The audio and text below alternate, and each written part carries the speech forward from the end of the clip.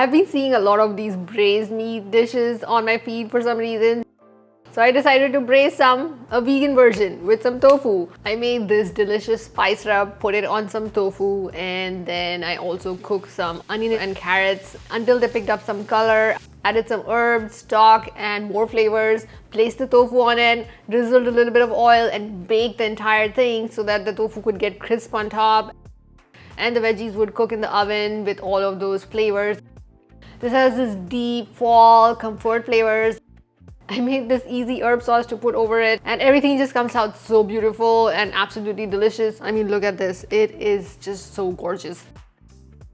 So let's make this amazing braised tofu and veggies.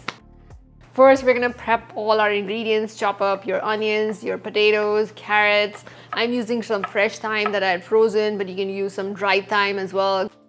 I froze the tofu because it just changes the texture of the tofu and it becomes this sponge, and all of the flavors of the spice rub and the sauce it's going to get braised in will just go into the tofu and add all of that flavor. Once it is pressed, tear it into large pieces. We want it to look kind of like a chicken or a meat situation.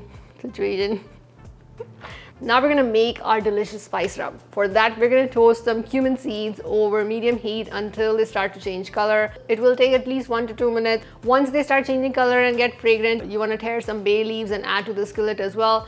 Toast them for another few seconds until the bay leaves just slightly change color, and switch off the heat. There's going to be remnant heat in the pan, so you don't wanna keep heating this mixture for too long. Transfer this mixture to a spice grinder or a coffee grinder and powder the cumin seeds and bay leaves until they're a coarse mixture. Add them to a bowl, add the rest of your spices. Now to this tofu, you can add some soy sauce for extra umami or just leave it without the soy sauce. Sprinkle all of the spices over the tofu and toss well to coat, and then set this aside. I like to marinate it for a few hours for the best results. Now to make the braised vegetables, use a skillet or a shallow Dutch oven that is oven safe. Heat that skillet over medium heat, add some oil. Once the oil is hot, add in the chopped onion and garlic and a good pinch of salt, and continue to cook this mixture until the onion starts to turn translucent. Then add in the thyme, sage, and black pepper. Then add in the potatoes and carrots and toss well to coat.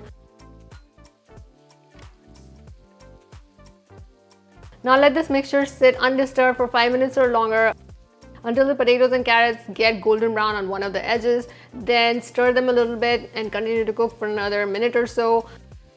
Make some space in the middle of the pan and in some of the stock, and add in the tomato paste, the Worcestershire sauce, and mix in so that the tomato paste mixes into the stock.